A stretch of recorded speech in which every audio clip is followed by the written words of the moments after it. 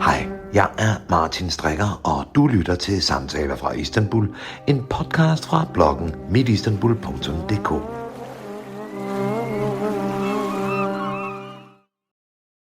So Şerif Yenen.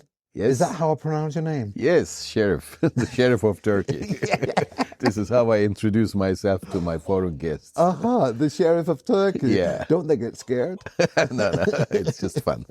No, we meet each other because you have just released a new book set, an updated book set of Turkish Odyssey. Yeah. Which is like a cultural, historical storytelling, not of Turkey, but of the lands that Anatolia. now. Anatolia. It is the story of Anatolia, actually. Why is that so important to you? You know, the land that we live on now is one of the richest lands in the world from the historical point of view.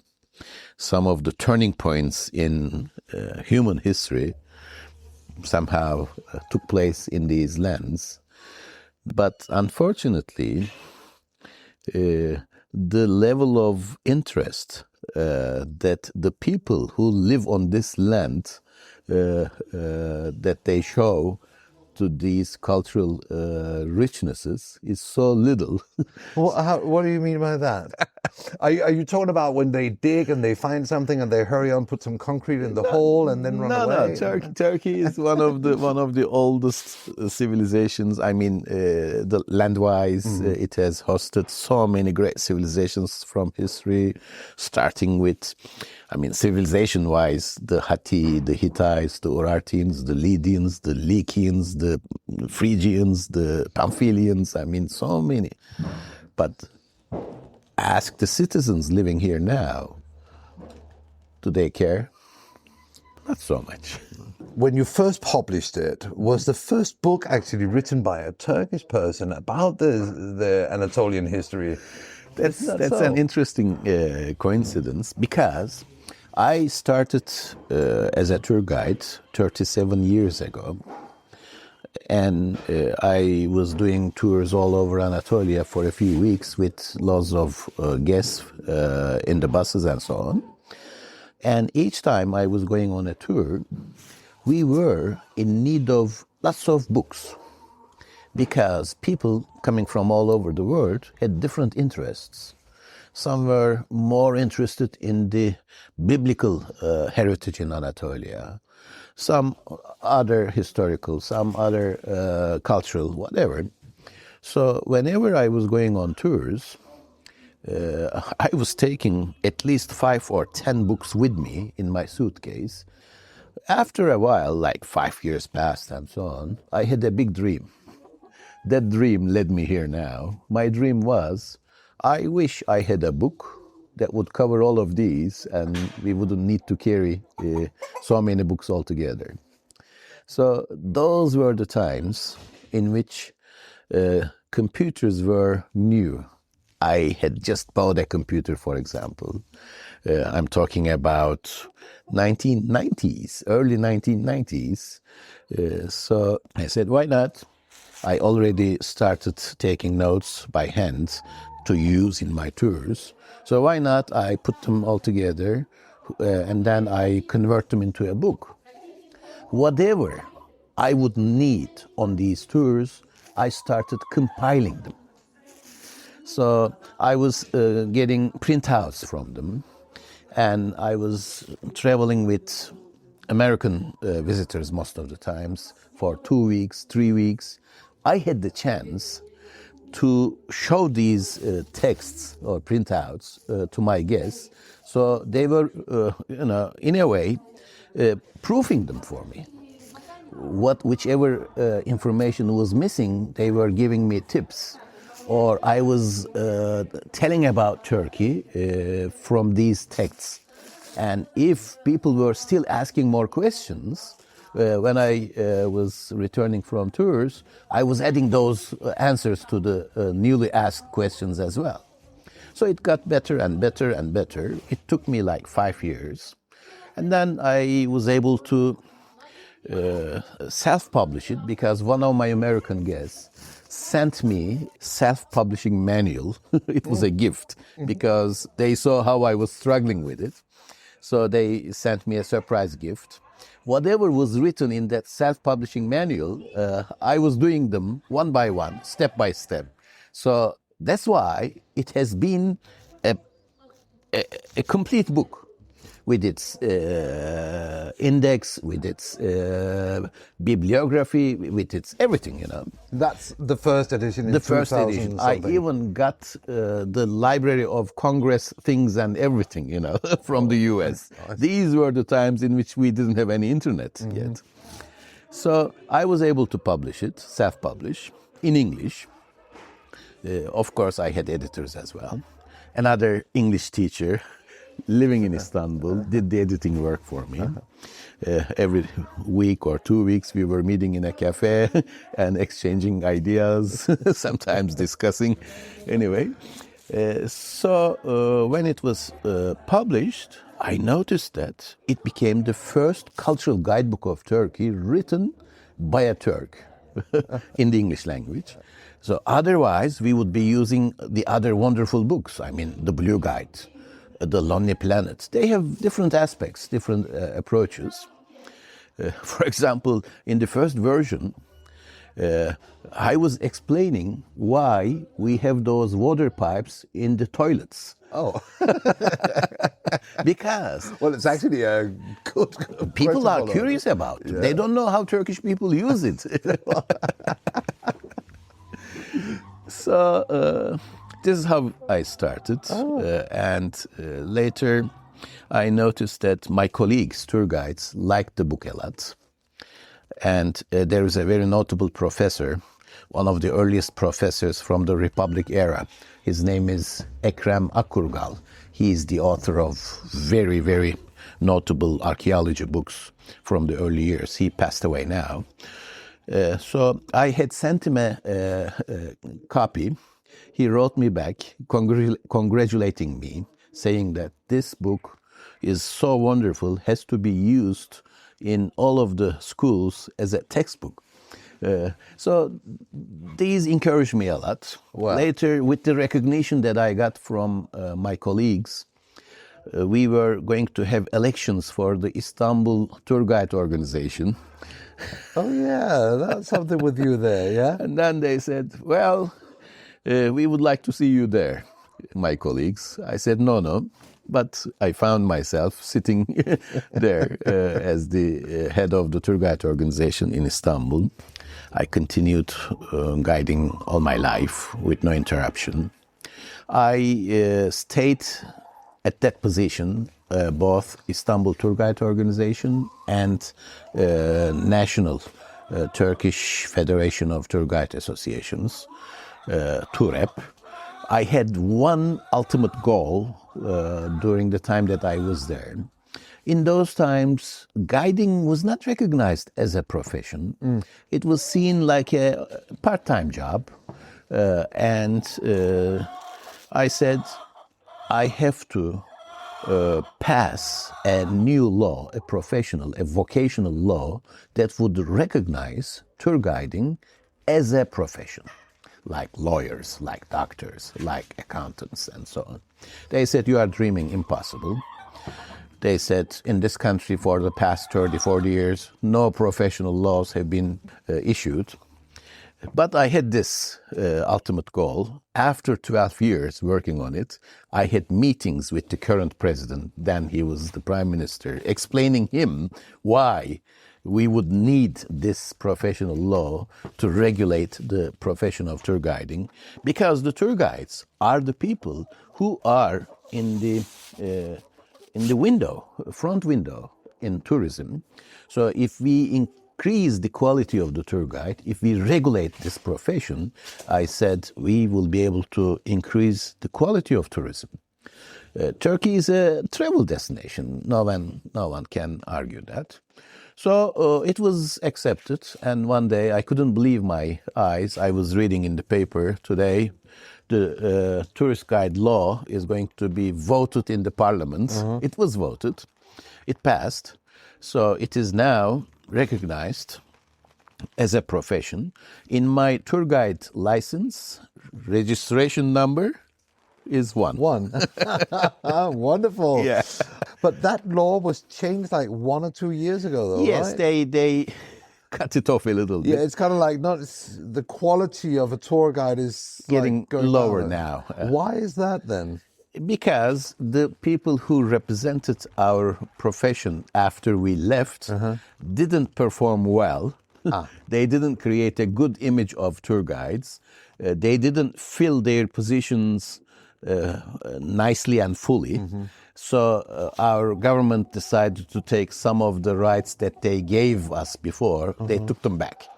Sometimes I hear some funny things at tour guides. They are saying that it was actually the Turkish people and the Ottomans who brought the coffee bean to South America. And I was giggling. Is it typical that you tour guides, you give a little good story now and again, a little too good a story? I mean, it's out of control. There are too many guides now. How many guides are you in Turkey? I'm sure at least 10 to 20,000 tour guides in Turkey. Yeah. Turkey is one of the biggest travel destinations in Turkey, in the world. In the world, yes. And 40, 50, 60 million visitors are coming each year here. And not everyone is touring with a guide. But we have people from all around, from everywhere, from all kinds of people. Our goal was to increase the quality higher and higher and higher. I wouldn't like the 2-year colleges to be tour guides. I would prefer 4-year colleges. One of our goals was to allow tour guides to go farther in their education, like masters, PhD. Now it worked well. Now we have guides who have titles like professors. Professor tour guide, you know. Ah, all right. Yeah. So because they studied all the way up. they continued. Nice. So I think it's a natural selection. Things will get better. The visitors are never stupid. They know what they are hearing. They are able to appreciate the good and the bad. So survival of the fittest, survival of the better, I guess. This is again where your book actually comes in. The bogsæt, Turkish Odyssey. You're not lecturing in the book. I was so surprised, like positively stunned when I opened the books, because I was ready for one of those typical books, you know, it's written by a Turkish person, so you know there is a national pride. Well, you have a national pride, wonderful, but that's not the most important thing. What are you saying? There's no fanatism? There you go, exactly. Really? There's like, oh my word, imagine that. We live in the lands that used to have like thousands of years ago. How did you manage to control yourself so you did not go overboard with your national pride? There are some errors. For example, if I make a new edition, I'm going to take out some of the things from there. Without double checking the information, I don't add any information there. But, you know, we are all humans. Sometimes there are mistakes. For example, I have a section named as Did You Know? There, I mention about the Phrygian music influencing the jazz music and so on. Yeah. I think it was a little exaggerated. Now, for example, in the next edition, I'm going to take it out. So that's one of those good stories that becomes better. Yeah. So although I try to be so careful, but you know, sometimes you make mistakes. Yeah. We have to admit one thing. The visitors are rather interested in the mystic side of the story. They love the stories. So if you just tell them the historical facts, they don't enjoy it. So you have to embellish it with stories. But there is a very fine line there. That's why, as a tour guide, I always find it safer to say, well, legend has it that. It is said that. I don't know how correct it is. So the disclaimer. Yeah. So So when you wrote the book, you were quite conscious about not overstepping the too nationalistic. Yeah, I had to find a balance there. Yeah. I mean, I really think this could be a school for students also in Scandinavia, because the first book especially, where you go over some of the ancient Mythology, settlement, architecture, Things like ancient this. languages. things like this. And this was so crazy. I was eating it raw. And also the glossary at the end. Yes. I find it so important, so valuable. I put it at the end of each volume, for example, in case you don't carry all of them at the same time. It is there available for you. And you cross-reference the books without cross-referencing them. You do not tell the story again, but you summarize a couple of lines of what happened in another book. Was like, here's the story again. In you, as you mentioned before, the did you know, for example, Yeah. which is a great way. All of a sudden, there's a did you know? Oh, let me break out of what I was reading. Oh, yeah, nice. So I really enjoyed that. Now I'm making videos of these did you know facts. Those are short videos. You're making on social media. Yeah. And it's a great way. You know, it's really fun. Yeah, people love it. We are sitting here in Küçük Ayasofya, which is a magic place. And to the listeners, if you hear some chickens and whatnot around, there are really chickens in the garden here. Why is this special? Why do you think we should meet it? Because, well, it's silent, it's quiet, and it's nice, but yeah. There's a story here. Yeah, there's of course a story. My attitude in tour guiding is a little different. I've been guiding for 37 years, maybe tens of thousands of people I traveled with. Of course, if they are coming to Istanbul, they have to see the Ayasofya, the Topkapı Palace, the Blue Mosque, and the Grand Bazaar. That's for sure. You can't avoid that. But the travel trends are or have been changing in the past many years. People want to do the highlights, but they want some experiences now. What kind of experiences? Off the beaten experiences. They want to go to the back streets. They want to discover new places. They want to see what is behind. They want to taste the local food. So, of course, there's a supply and demand relation there. With these changing trends, we are also changing. In the first year, when I started guiding, we would go to the Ayasofya and we would start, well, ladies and gentlemen, this building was built in the 6th century by Justinian. This is not what it is anymore. So I have a few favorite places like the courtyard of the Küçük Ayasofya Mosque in here. I generally meet my guests in these corner places. This is a great opportunity to sit down, to get to know each other, to give an overview. I open my maps, the map of Turkey, the map of Istanbul. I speak about the geography a little bit, the position of Anatolia in the world map, and what did it bring along with it. And then I bring the topic eventually to Istanbul, and how did this little town of Istanbul become the capital city for one of the biggest empires in the world?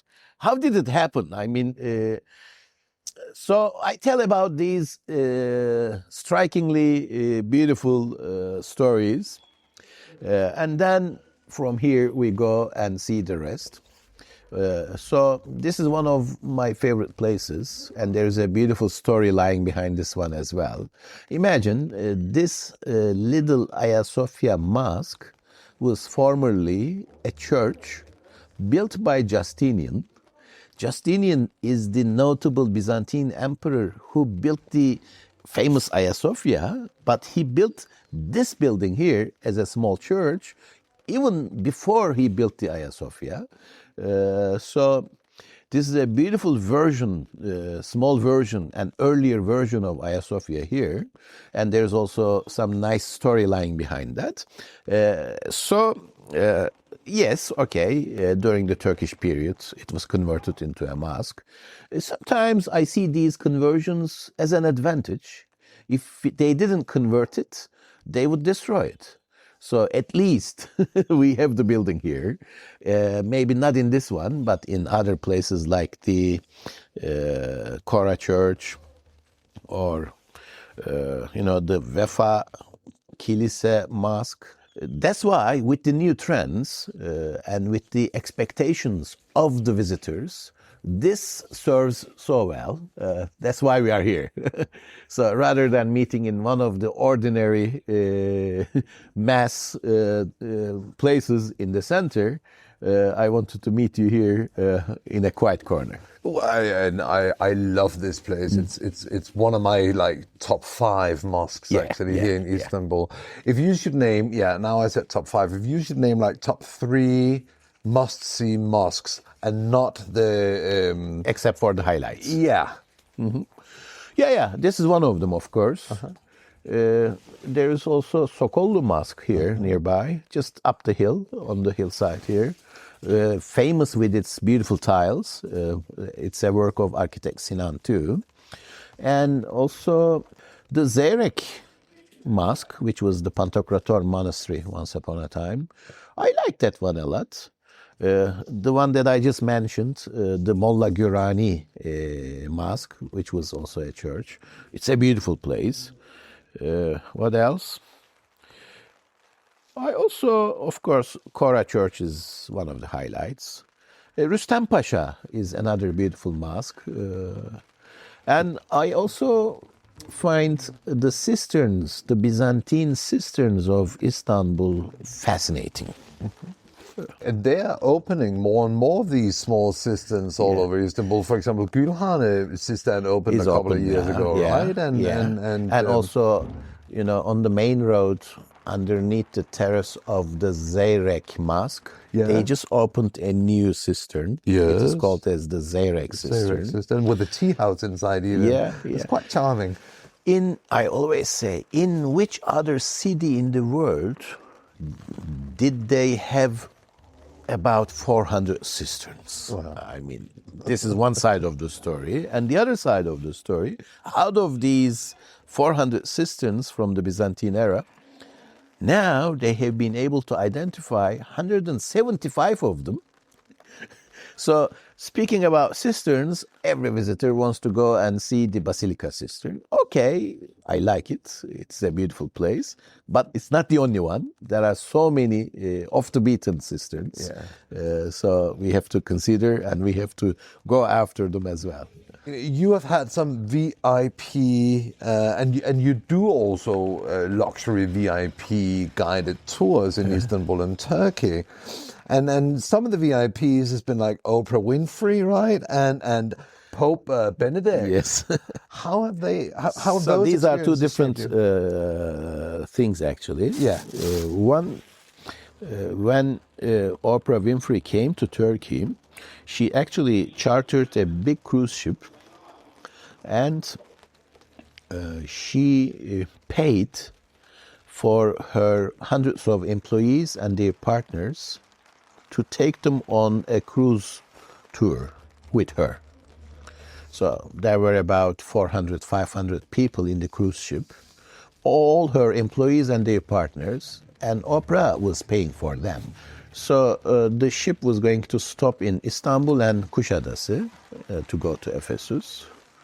So I was asked to organize all of the guides and to be the guide for Oprah. So I was able to arrange top-ranking 50 guides in Istanbul and another 50 guides in Kuşadası. And I had the chance to tour with Oprah as well. So this is the story about it. As for Pope Benedict, I was the head of the tour guide organization and the museum director from the Hagia Sophia. Hagia Sophia was a museum back then. And they called me and they said they wouldn't know what language the Pope would prefer. But the Pope was going to visit the Hagia Sophia. So they wanted to be prepared with one guide, English-speaking, and another guide, Italian-speaking, in case he prefers Italian. And we went there, and it was such a great honor. We were waiting for the Pope in front of Hagia Sophia. Half of the city froze for security purposes there. And the mayor of Istanbul, the governor of Istanbul, we were all waiting for him there. So I had the honor to shake hands with him there. But his people told us he would prefer the Italian-speaking guide. So my colleague, Sedat, we were together there. Sedat did the guiding there, but I was all together with them. I'm in almost all of the pictures there. So my understanding was like this. Although I don't speak Italian, the Pope was such a humanitarian personality. He was listening to the comments about the Hagia Sophia in great admiration and curiosity. And he was making exclamations like this. Oh, really? I didn't know that. Oh, we don't do it that way. Those kinds of comments, very humanitarian comments. So that was one of my most memorable, honorable experiences from my career. And they later gave us thank you letters, official ones, and then a coin with the relief with the mint with of the Pope. Oh, nice. Yeah. But you don't need to be, I mean, as a tour guide, every guest for me, seriously, is a VIP guest. So I take them very seriously. I get excited before I meet them. This is the dynamism of our job. You never know who you are going to meet the next day. And it is not only a one-way traffic knowledge-wise. You're sitting with them. You're telling them things from your culture. And then they are telling things from their culture to you. So you're asking them your questions. They love exchanging these ideas. So suddenly, rather than being a tour guide and tourist relation, it turns out to be like a cultural interaction between people coming from different backgrounds. So it becomes a wonderful experience that way. So culture exchange in some way. Yeah, exactly. Very interesting. Now, you started 37 years ago as a tour guide, and before that you told me you were an English teacher. I was. So it's kind of like the swap though, isn't it? Yeah. But how have you changed yourself and the way that you're guiding through times changed? You say that there is like a change, that it used to be Hagia Sophia, Grand Bazaar, there we go, now people want something different. But otherwise, how has it changed for you? I don't know how much I have changed. Of course, we are getting a lot of experience. Experience helps a lot. I always like to create new things. For example, for my 1 week, 2 week, 3 week tours, I always have a style. I look at the program, and then I love looking for empty gaps in the program, and people love discoveries. We have a program, written program, fine, but if I can find a gap, I always try to do that. I say, ladies and gentlemen, you know what? 25 kilometers away from here, there is a medieval castle, which I have never seen before. And we have like 1.5 hour free time in the program. Shall we go and discover that? They say, yeah. And then I say, look, I haven't been there before. So we go there, we discover this place, so it becomes a discovery for me as well, so that I get more enjoyment from what I am doing. It doesn't become one of the regular days anymore. either a place, either a restaurant, either a local food, something I have to add to my inventory in every tour. This has been one of my principles. While touring in the back streets of Istanbul or in the back streets of Grand Bazaar, I see a small door ajar and there is a man working inside.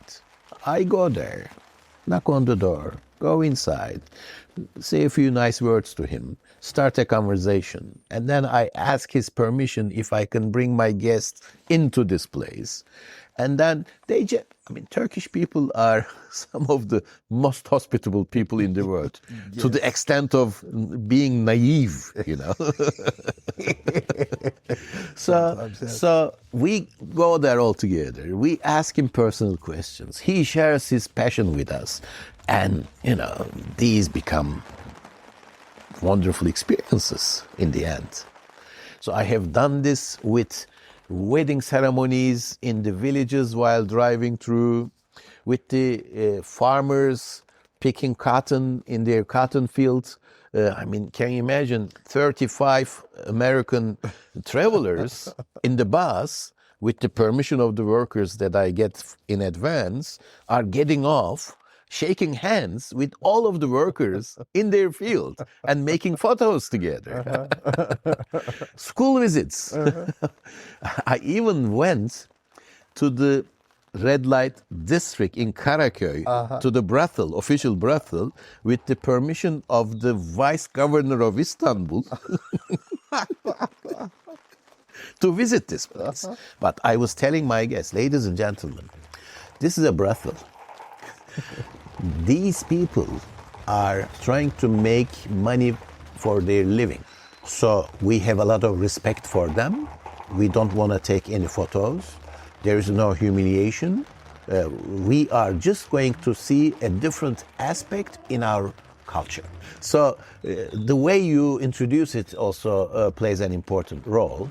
So as a result, it becomes a nice experience. It does make somewhat sense. You do have a background, well, though it may not be a long background, but from teaching, where it is, in a modern sense, it is supposed to that we constantly explore together with our students because we're teaching. Yeah, exactly. But you take that with you and add that on to being a tour guide and representing your country and history of your country and the lands, and explore together with the tourists. My background as an English teacher, of course, has helped my guiding career so much, because it's, but if you just add the interactions into it, it becomes a nice thing. What are your future hopes for the tourist guide industry in Turkey?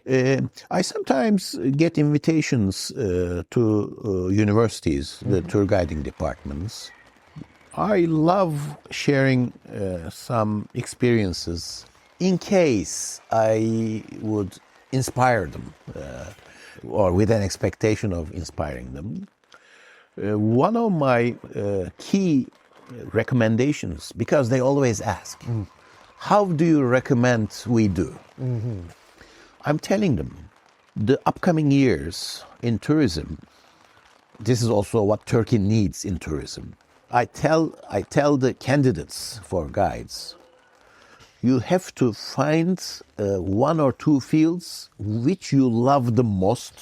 So specialize. And then you need to get specialized in that. It could be anything in the world.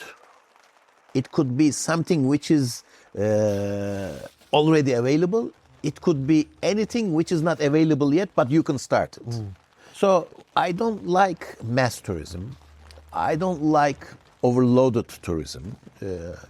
Turkey is always looking for numbers. Oh, this year how many visitors came? Because of the supply and demand relation, if my barber shop is closing down and a Turkish delight store is opening in the same place, it means we are losing something there.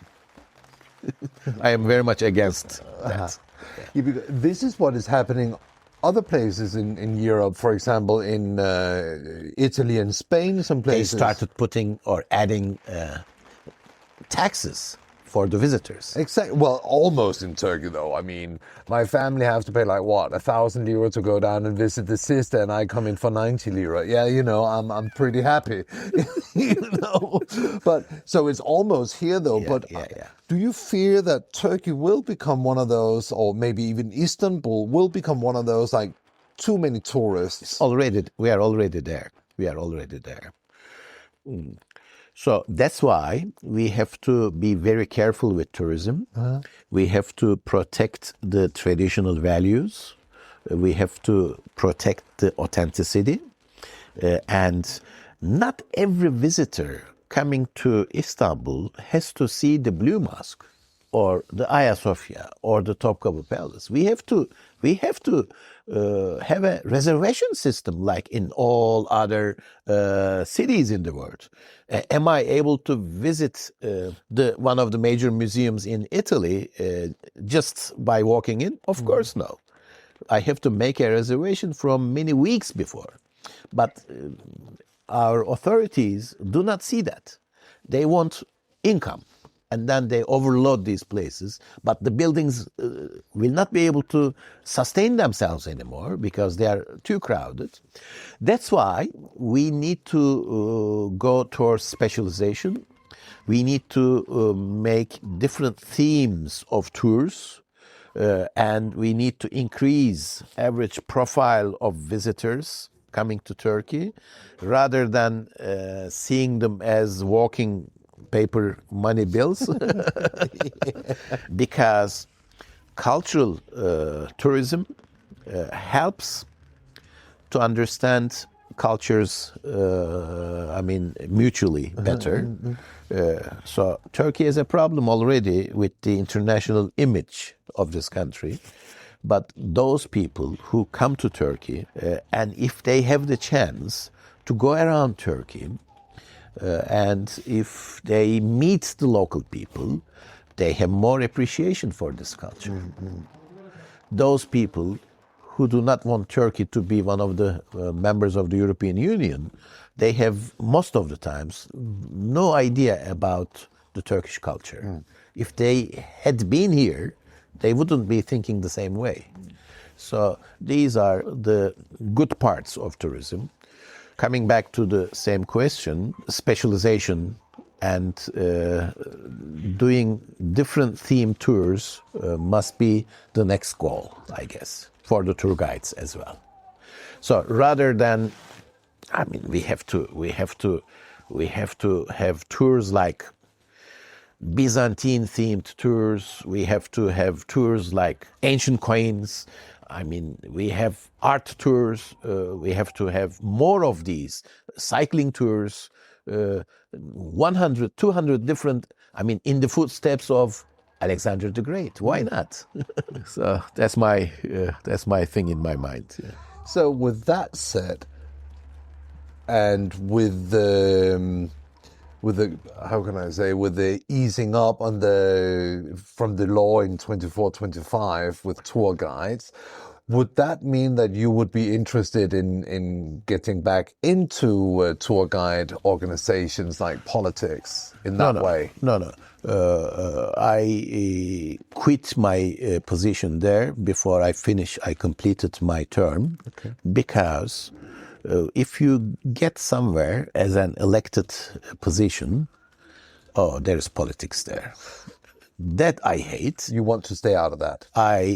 Since the time I quit my position from the tour guide organization, I have never joined any meetings of these organizations. More than 10-something years. Oh, wow. That's quite interesting, actually. Yeah. So I am very happy like this now. I completed my mission. Now I'm so happy. It's also a huge mission that you had. Like you did not just go in and say, yeah, we will all have a cup of tea. You went in there with a big dream, and you left with that dream fulfilled. I make many tours with different themes. One regular theme that I repeat is the Byzantine enthusiasts. So these are History of Byzantium podcast listeners. And the podcast host is Robin Pearson from England. So every year, once or twice, we do tours with this theme, History of Byzantium tour. So I do my guiding, and once in a while we share the microphone, and he says, "Do you remember?" This is the rooster from the garden of the Küçük Ayasofya Mosque. And he says, from the previous episode, I was telling you the story, and this is where it happened. You know, it's a very nice combination. This year, for example, I'm going to try something new. I find it valuable. I find it interesting because there is a yoga. Well, I have a competition here. You do. There's a yoga instructor from the US, and that lady is going to bring her students. It's going to be like a yoga retreat for 10 days. So I'm arranging everything for them. I will be their guide, and I organize the tour as well. But the nice parts of the story, they love making yogas. So Turkey is a wonderful place for them. So we will be making yoga in a Byzantine period cistern at the rooftop of the hotel, overlooking the Blue Mosque and the Ayasofya. We will go to Cappadocia, another yoga session in a 13th century Selçuk period caravanserai. Well, maybe in a carpet store, each one takes a carpet and they make yoga on it. I mean, these kinds of things are really fun things to do. Because they're like thinking completely out of the box. Yes. Yeah. So everyone is looking for something different, something that is not easy to reach. So they want to visit Ayasofya, but many people would like to see Ayasofya at night when it is closed. So it becomes more valuable. And that's where you come in the picture. Yeah. You know the people. Yeah. Which things in Istanbul would you like to see getting fixed up so they would be open for tourism? Recently, I was also sharing some videos about this. For example, 20 years ago, while constructing the Yenikapı subway station, they came across with shipwrecks there. So they started carrying out the rescue excavations. It was such a big excitement. They found about 37 to 39 shipwrecks buried in the silt in the Byzantine harbor. That was a harbor once upon a time. And many of the ships were found intact, together with their cargo. So they continued digging even more underneath the harbor. This time they came across with Neolithic burials going back to 6000 BC. So they said this is the first time that so many shipwrecks were found all together in the world. And then they made announcements and they were going to open a maritime museum somewhere close to the station there. But more than 10 years passed and there is no news from the museum. We're waiting for it. So these kinds of things are waiting to be completed. That museum, and also, for example, think about Beyazıt Square, the ruins from the Forum of Theodosius spread on the sidewalk. It's a little sad. Thousands of people are passing by them every day without knowing what they are looking at. I mean, is it